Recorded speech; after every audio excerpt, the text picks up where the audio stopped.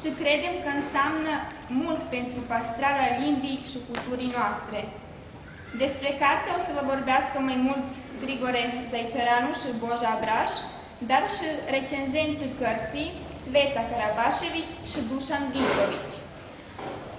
Dame i gospodo, dobro večer i dobrodošli na promociju knjige Noi și vorba noastră, odnosno Mi i naša reč, autora Grigora Zajčaranovića i Bože Braševića. Knjiga je objavljena u sklopu edicije Zaboravljeni Rumuni, izdavač je nevladina organizacija Ariadne film i zbora. Ovo je prva knjiga ove vrste objavljena na vlaškom, odnosno rumunskom jeziku i samim tim smatramo da ima veliki značaj u očuvanju maternjeg jezika i kulturnih vrednosti naše zajednice.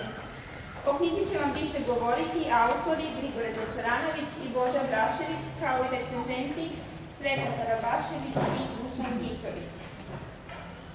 Vreau să mulțumesc în numele organizatorilor la toți care au venit în seara asta aici și în special să-i salut pe domnul consul general de la Ambasada României din Belgrad, Radu Bejenaru,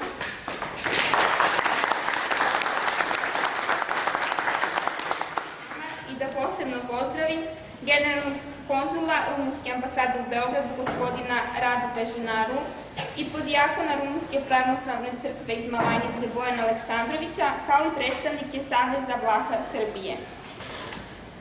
După lansarea cărții, o să puteți vedea un program cultural. Ariadne Film, care e editor la carte despre care e vorba. Tot neamul își păzește limba și cultura.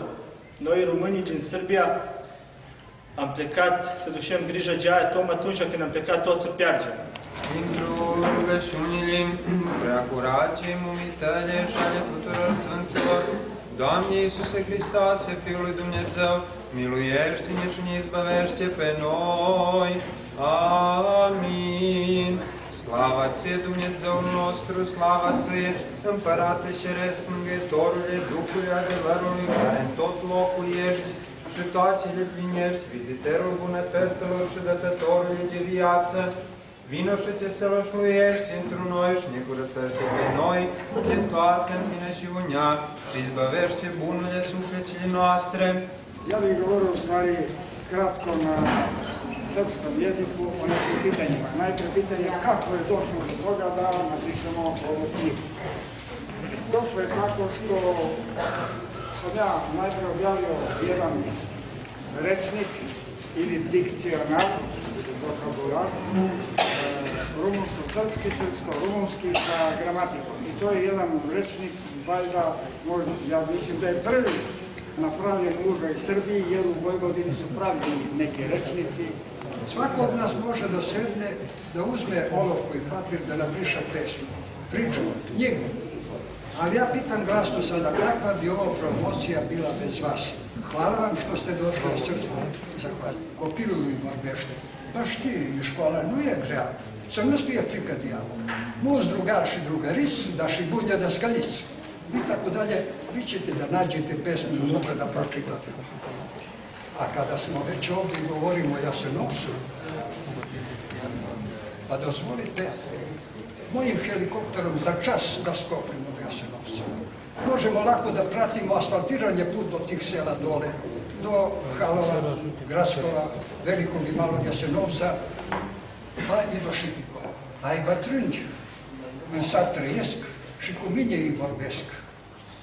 Mâncăm tot cum am mâncat, dar de lucru ne-am lăsat.